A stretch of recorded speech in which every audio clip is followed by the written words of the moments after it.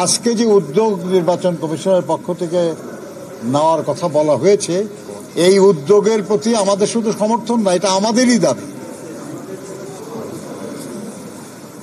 এবার প্রধান উপদেষ্টা বলেছেন নির্বাচন কমিশন এই ব্যাপারে উদ্যোগ নিয়েছে, আমরা ধন্যবাদ জানাই তাদের, কিন্তু এটা আমাদের সমর্থনের প্রশ্ন না, শুধু এটা আমাদের দাবি বাস্তবায়ন হচ্ছে বলে আমরা খুশি।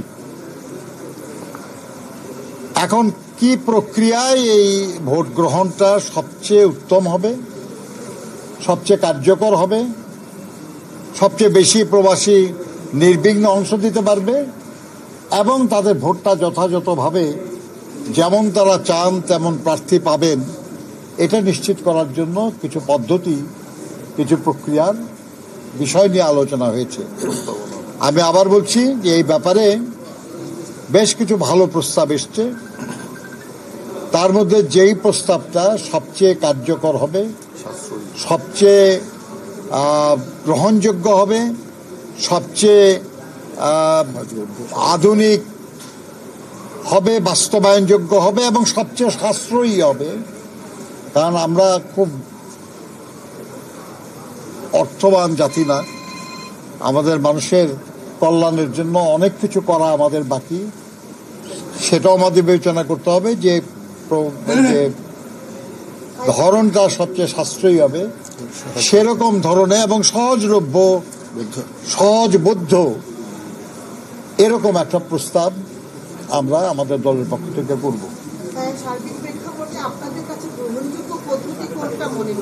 আপনি এখনই যদি বলতে বলেন তাহলে এতক্ষণ কি বক্তৃতা করলাম?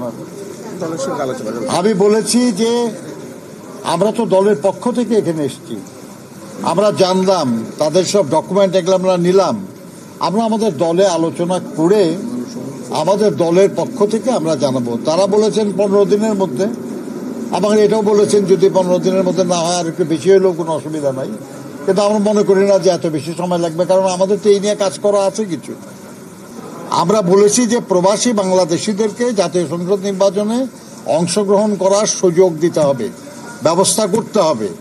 কিভাবে করবে এই নিয়ে আলাপ করলেন তারা কিছু প্রস্তাব করেছেন, 3টা প্রস্তাব।